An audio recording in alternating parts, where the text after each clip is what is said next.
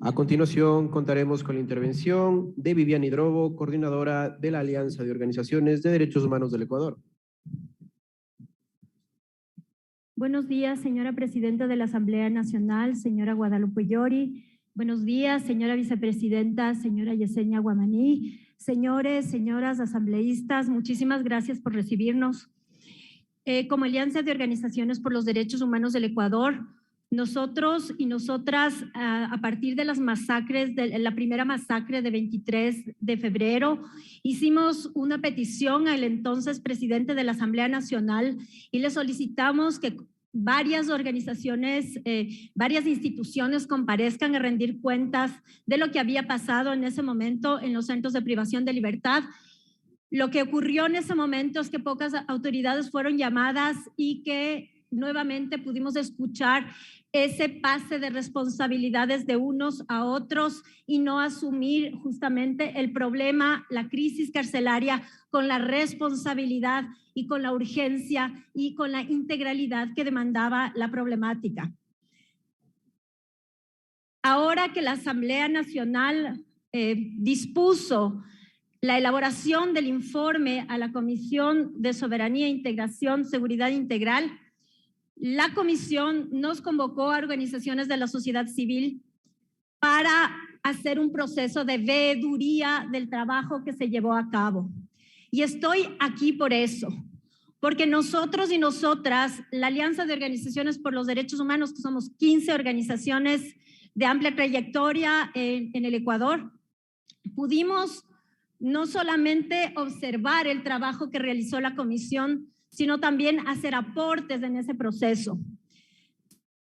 Consideramos que este informe efectivamente recoge todas estas fuentes, todas las comparecencias, los aportes de la sociedad civil y pudimos también constatar cómo durante todo el proceso las y los asambleístas, las y los miembros de los equipos técnicos se sacaron la camiseta partidista y se pusieron la camiseta del Ecuador en los recorridos, en las solicitudes de acceso a la información, 26 requerimientos, 26 solicitudes de acceso a la información, más de 900 requerimientos se hicieron. Nosotros como organización civil tuvimos la posibilidad de conocer las respuestas de las instituciones y también el proceso de elaboración del informe y podemos dar fe de que este informe es un gran esfuerzo, una gran línea base para entender lo que ha pasado en los centros de privación de libertad, sin omitir las causales, ninguna de las causales, que puede significar que si se las omite, no se aborde la problemática con la debida responsabilidad. Una de ellas, por ejemplo, es el tema del hacinamiento. ¿Qué causa el hacinamiento? ¿Por qué el hacinamiento en los grandes megacentros carcelarios? ¿Qué pasa con las políticas del uso abusivo del derecho penal, por ejemplo?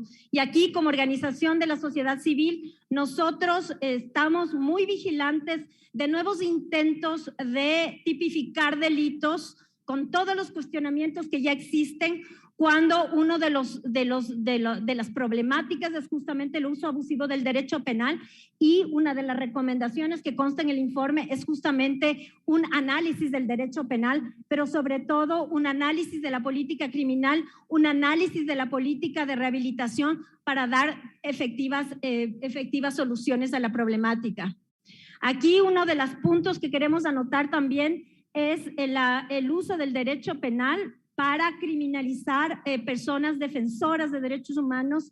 Reclamamos como organizaciones de la sociedad civil que entre las personas asesinadas esté un defensor de la naturaleza como es Víctor Guayas y por ello justamente es nuestra preocupación de que no existan medidas de no repetición y frente a eso también señalamos, por ejemplo, que después de las masacres también ha existido una nueva criminalización de personas defensoras de derechos humanos, entre ellas me refiero a las 4 personas detenidas injustamente en el Cajas, que ahora son nuevamente criminalizadas por los militares y por la Fiscalía.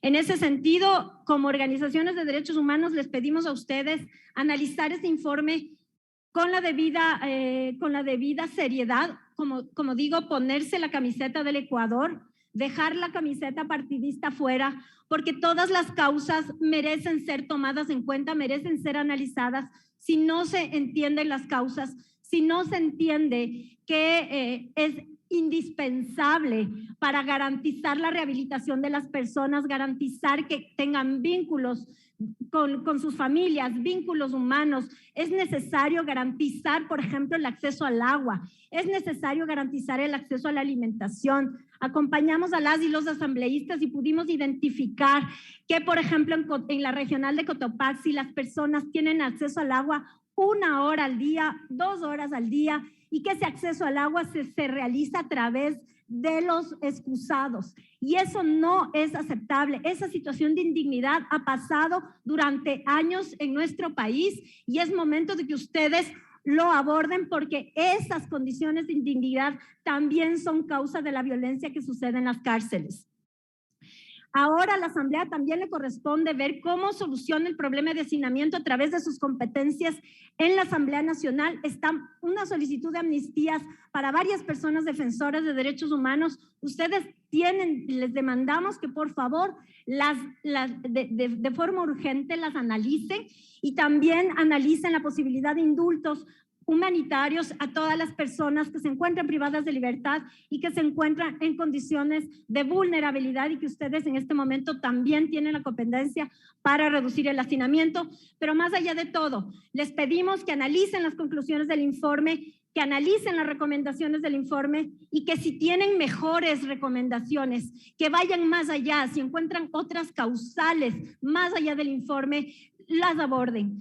Menos no, más sí. Ese es el pedido de las organizaciones de la sociedad civil. Se requiere que ahora ustedes, a través de ustedes, se presione al Ejecutivo para que la política pública incorpore, como dice el artículo 85 de la Constitución, las voces de las organizaciones de la sociedad civil, las voces de las personas destinatarias de la política pública, como son las personas privadas de libertad y sus familias, porque si no, la política pública no va a responder a las necesidades y a la situación efectiva de las personas a las que pretende garantizar sus derechos. Y por último, hago énfasis en una de las recomendaciones del informe, es que las personas que han sido víctimas de la negligencia estatal, que es una grave violación de derechos humanos, sean reparadas integralmente. A ustedes como Asamblea les compete cumplir también esa recomendación y garantizar desde esta institución, desde esta Asamblea Nacional, una ley que les repare integralmente a todas las víctimas y a sus familias en los derechos que han sido vulnerados. Muchas gracias, señora presidenta.